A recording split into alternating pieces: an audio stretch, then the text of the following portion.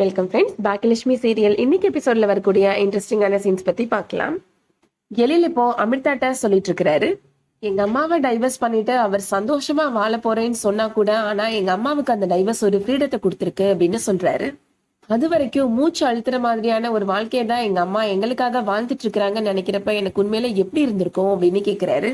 அந்த ராதிகாவை அவர் கல்யாணம் பண்ணிக்க போறேன்னு தெரிஞ்சதும் இனியா எவ்வளவு அழுதா தெரியுமா? குடும்பமே என்ன பண்றதுனே தெரியாம முழிச்சிட்டு இருந்தோம். ஆனா அப்ப கூட அவர் கூலா அவருக்கு பிடிச்ச வாழ்க்கையை தானே தேடி போனாரு அப்படின்னு சொல்றாரு.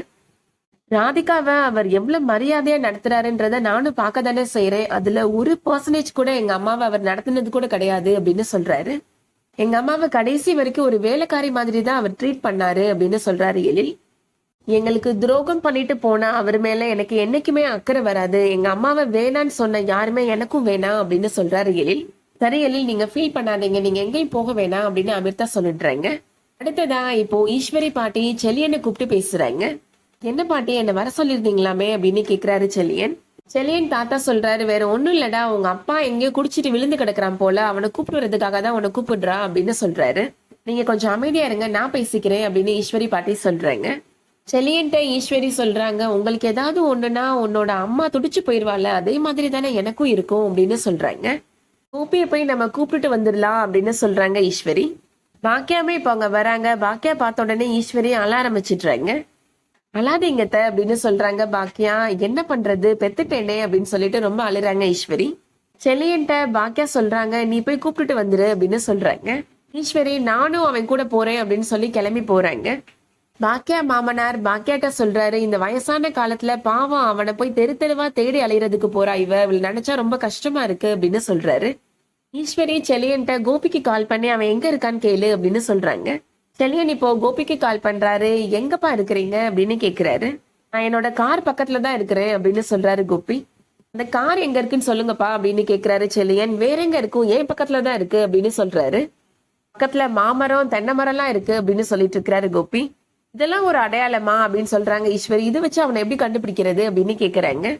ஏற்கனவே அப்பா ஒரு ஹோட்டல்ல இருந்து தான் நான் கூட்டிட்டு வந்தேன், அந்த ஹோட்டல் எனக்கு தெரியும் பாட்டி, நம்ம அங்க போய் பார்க்கலாம் அப்படின்னு சொல்றாரு செலியன். செலியன் ஈஸ்வரி 2 பேருமே இப்போ அங்க போய் பாக்குறாங்க. கார் பக்கத்துல கோபி ரொம்ப போதையில உட்கார்ந்துட்டு இருக்கிறாரு. கோபியே இப்போ கார்ல கூப்பிட்டு வந்துட்டு இருக்கிறாங்க ஈஸ்வரியும் செலியனும். என்னை எங்க கடத்திட்டு கூட்டிட்டு போறீங்க, என்னை கடத்திட்டு கூட்டிட்டு போனீங்கன்னா உங்களுக்கு ஒண்ணும் கிடைக்காது அப்படின்னு புலம்பிட்டே வராரு கோபி. ராதிகா இப்போ கோபிக்கு கால் பண்றாங்க. ஆனா கோபி ராதிகாவோட போனை அட்டன் பண்ண மாட்டேன்றாரு. மறுபடியும் ராதிகா கால் பண்றாங்க. கோபி இப்போ காலிங்க அட்டன் பண்ணாம கட் பண்ணி விடுறாரு. செலியன்ட்ட கொடுத்து போனை சைலண்ட்ல போட சொல்லிடுறாரு. ராதிகா இப்போ ராதிகாவோட அம்மாட்ட சொல்றாங்க, அவர் போன் அட்டன் பண்ண மாட்டேன்றாருமா, கட் பண்ணி விடுறாருமா அப்படின்னு சொல்றாங்க. நான் நேரா போய் என்னன்னு கேட்டுட்டு வரேம்மா அப்படின்னு சொல்றாங்க.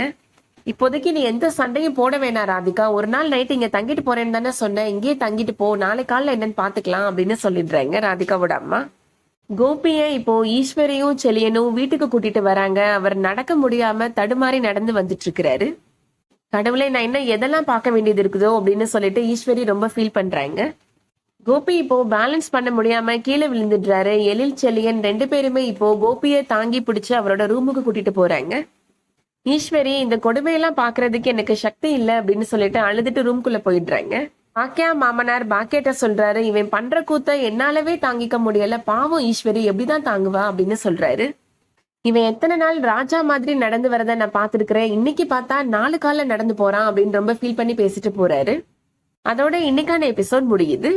இந்த வீடியோ உங்களுக்கு பிடிச்சிருந்துச்சுன்னா லைக் பண்ணிக்கோங்க. ரெகுலரா சீரியல் அப்டேட்ஸ்க்கு நம்ம சேனலை சப்ஸ்கிரைப் பண்ணிக்கோங்க. தேங்க்ஸ் ஃபார் வாட்சிங்.